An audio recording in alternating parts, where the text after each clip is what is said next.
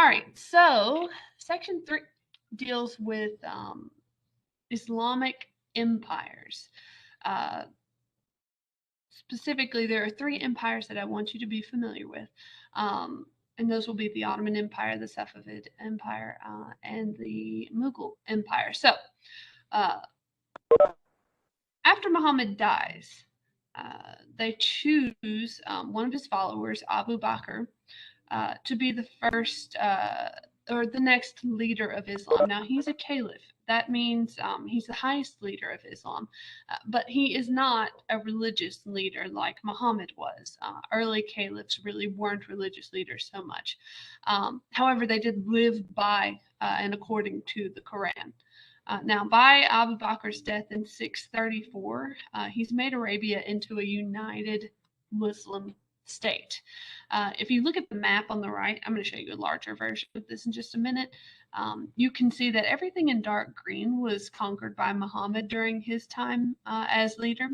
The next 4 caliphs between the years 632 and 661 will expand to all of the territories in light green. Now, ultimately, Muslim states are going to expand until they defeat the Persian Empire, they defeat the Byzantine Empire, and then they will expand control to Spain, Africa, and Southeast Asia. So Islam's going to spread quite far. This is just the same map, larger so that you can see it. And this is just between 622 and 900 AD. So within less than 300 years, Islam has spread to all of these regions. And then these locations are under the control of Islamic states. So, Spain will not remain Islamic, but for a time there were quite a series of Muslim leaders. So, Islam is gradually spread to areas that are conquered by Muslims, but it's not just conquest that brings Islam to these other places. Trade also brings Islam to new lands, which is common. The spread of ideas through trade has happened multiple times throughout history. Buddhism makes it to China largely because of contact with India, including trade. Between the years 1200 and 1600, many African leaders are going to convert to Islam as well. And so we see a spread of Islam within African nations. Because Islam is spread through trade and warfare, they're generally relatively tolerant of other religions to a degree. However, a lot of conquered people convert, and also most of these Muslim countries are going to enforce a special tax on people who are not Muslim.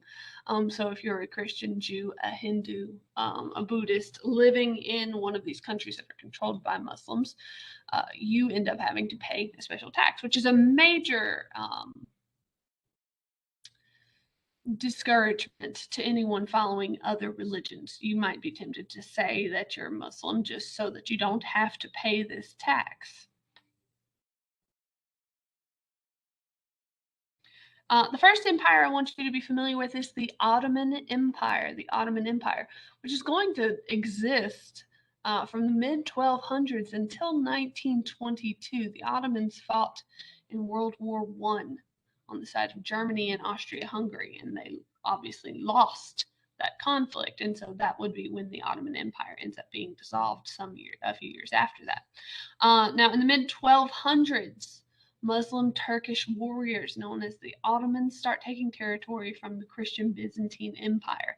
This is the remnant of the Roman Empire. Keep in mind that they didn't call it the Byzantine Empire. We named it that later. People living in the Byzantine Empire would have called themselves Romans, even though they're not from Rome or they don't live in Rome. Eventually, the Ottomans are going to rule land from Eastern Europe all the way to North Africa and Arabia. So they get a pretty large, expansive empire during this time. They're known for having trained boys or taken Christian boys from families in the territories that they conquer, basically forcing them to become slave soldiers and forcibly converting them to Islam. They're called Janissaries or Janissaries. These soldiers are considered to be very fierce, very prominent in the Ottoman Empire's fighting force. But originally, they were taken from their families and forced to become warriors.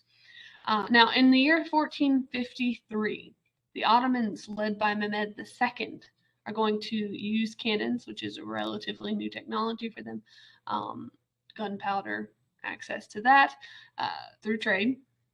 They're going to use this new technology to capture the city of Constantinople in the Byzantine Empire, which obviously ends the Byzantine Empire. They're also going to rename Constantinople to Istanbul, Istanbul, Istanbul. And now that will become the new capital of the Ottoman Empire. It's still called Istanbul to this day. You can go visit. Now, a later Ottoman Sultan is going to continue expanding Ottoman control to Asia Minor, Syria, and also to Egypt. That should say Egypt, not Egypti. The Ottoman Empire reaches its height under Suleiman I. He ruled from 1520 to 1566. You need to know who Mehmed II is. You need to know who Suleiman I is. He ends up taking control of the Eastern Mediterranean and more of Europe. The Ottomans had a pretty good piece of territory in Europe, which is largely why they get involved in World War One. The Ottoman Empire ends up being dissolved in 1922 after losing World War One. So that's pretty much everything that you need to know about the Ottoman Empire. Does anyone have any questions?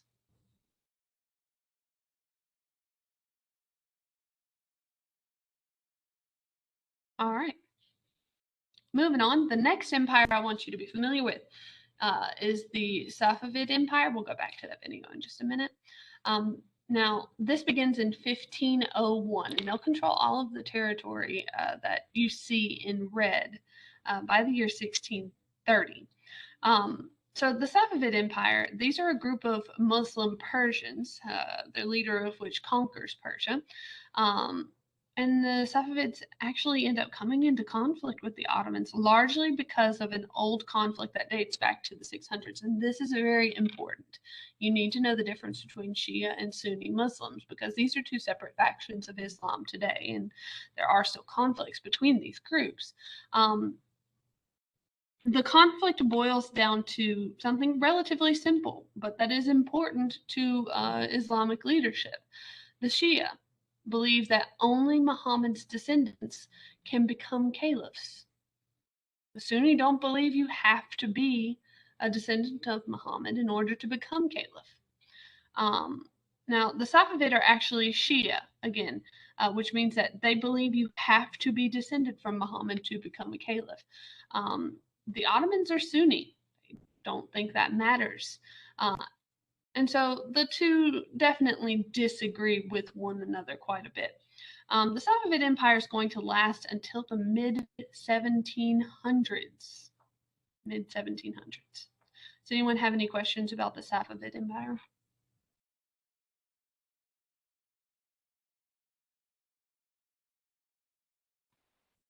Thank you for always responding, Jacqueline. I appreciate it. All right, moving on. The third and last of the empires that I want you to be familiar with is the Mughal Empire, which exists in northern India. The Mughals are Turkish Muslims. They're from Central Asia. And their empire is established in 1526. 1526. Now, in the mid 1500s, under the leadership of an emperor named Akbar, who is typically viewed very positively, at least by modern historians, they conquer a lot of new territories.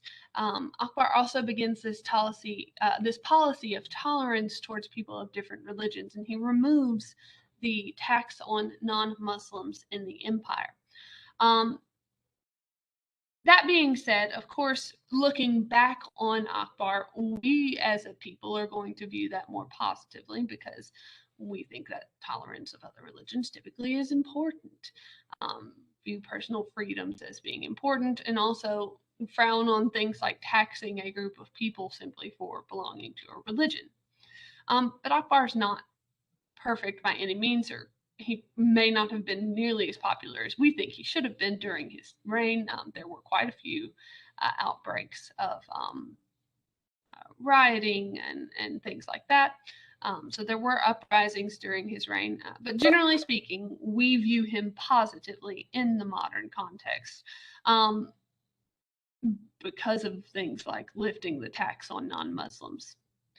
He also gives more rights to non Muslims, giving them like similar rights to Muslims within the country. Keep in mind, in the Mughal Empire, uh, Muslims are the minority in the Mughal Empire. They're kind of like the small group of ruling upper class citizens. The majority of people in the Mughal Empire were Hindu. Um, So obviously, they don't particularly appreciate being taxed, especially so many of them. Later in the 1600s, a later emperor who significantly less popular um, by our modern standards and certainly is frowned on more is basically blamed for being the reason why the Mughal Empire fell.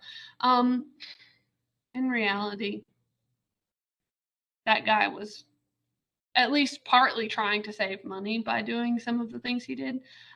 He is accused of destroying some Hindu temples. From what I understand, he actually just damaged them to send a political message. He's also really frugal as an emperor, but he reverses the tolerant policies of Akbar. He starts taxing people again who are a different religion. Ultimately, riots end up breaking out across the Mughal Empire, first in the south, and then while he's off fighting in the south, in the north, it breaks out there. The Mughal Empire ends up falling in the 1600s. Also, the Taj Mahal was built during the Mughal Empire. That's what's in the picture to the right. I'll show you that video in a minute, and that's actually where we're going to stop today.